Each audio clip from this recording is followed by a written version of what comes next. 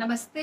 आज मैं आपसे एक टॉपिक डिस्कस करूंगी जो बहुत ही इम्पोर्टेंट है और ख़ास तौर से शोधकर्ताओं के लिए, रिसर्चर्स के लिए, क्योंकि रिसर्च एक ऐसी जर्नी है जो बहुत ही अच्छी भी होती है।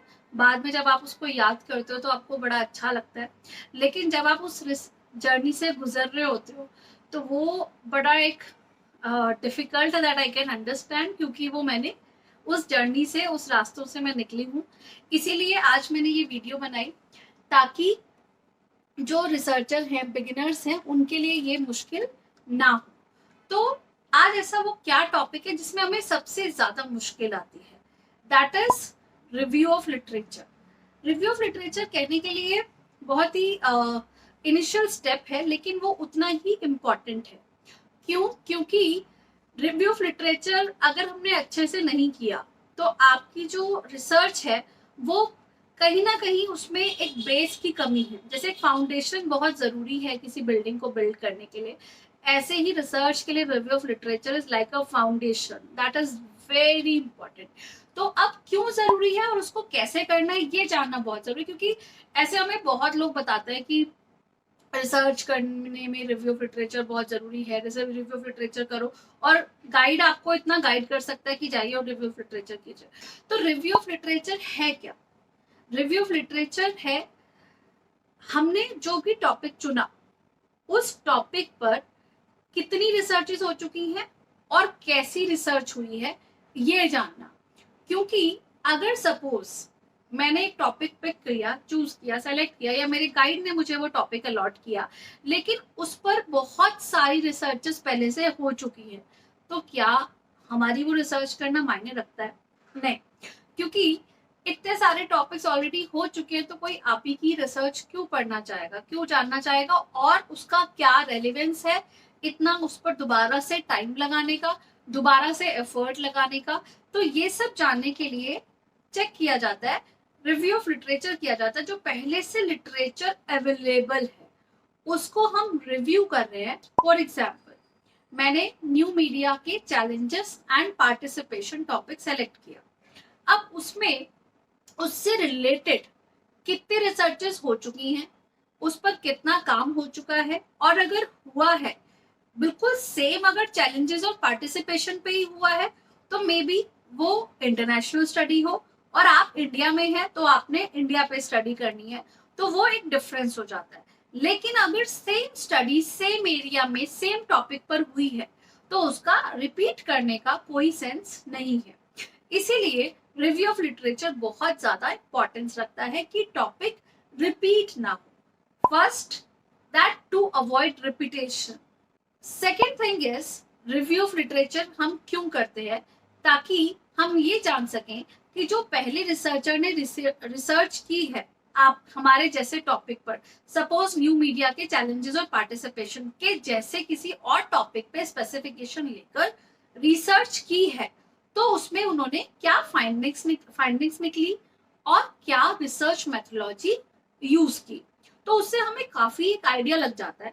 फ्रेंकली स्पीकिंग, वो आपको कहीं ना कहीं जो रिव्यू ऑफ लिटरेचर है, आप जो लिटरेचर रिव्यू कर रहे हो, उस वो आपको कहीं ना कहीं गाइड भी कर रहा होता है आपके गाइड के साथ साथ।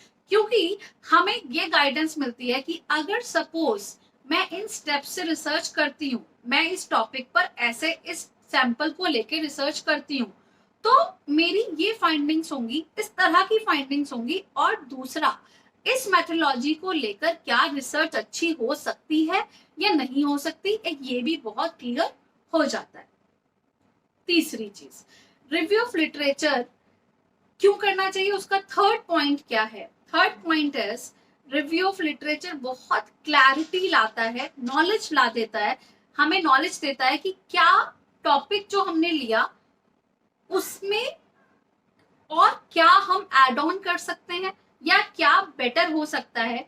तो ये तीन पॉइंट्स हैं कि रिव्यू ऑफ लिटरेचर करना क्यों जरूरी है।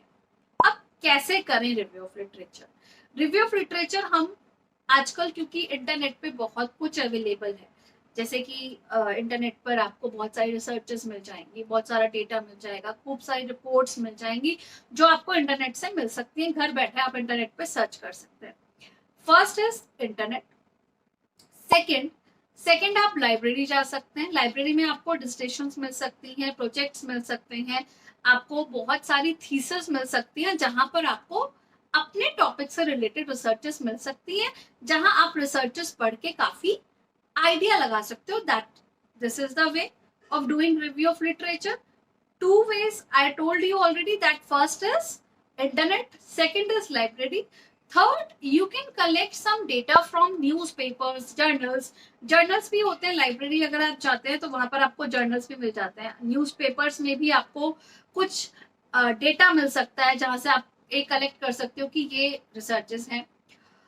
थर्ड, जो बहुत ज्यादा रिटर्न और बहुत ज्यादा वो तो नहीं माना जाता, वैलिड तो नहीं माना जाता, लेकिन अपनी नॉलेज बढ़ाने के लिए हम ये कर सकते हैं कि हम लोगों से बात कर सकते हैं जो ऑलरेडी जिन्होंने रिसर्च की है, रिसर्चर्स से जाके डिस्कशन कर सकते हैं। तो ये तरीका है रिव्यू ऑफ लिटरेचर करने का।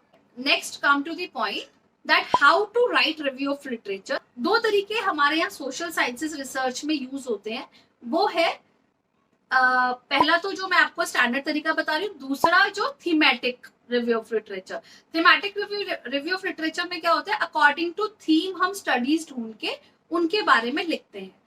या जो स्टैंडर्ड तरीका है वो मैं आपको बता रही हूँ, उसमें क्या होता है, एक ईयर वाइज हम डिसाइड करते हैं। सपोज मैंने 2002 की स्टडी की, उसके बाद मैंने स्टडी करनी, जो रिव्यू ऑफ लिटरेचर लिखना स्टार्ट कर दिया, तो मैं 2002 के बाद की सारी स्टडीज लिख रही हूँ।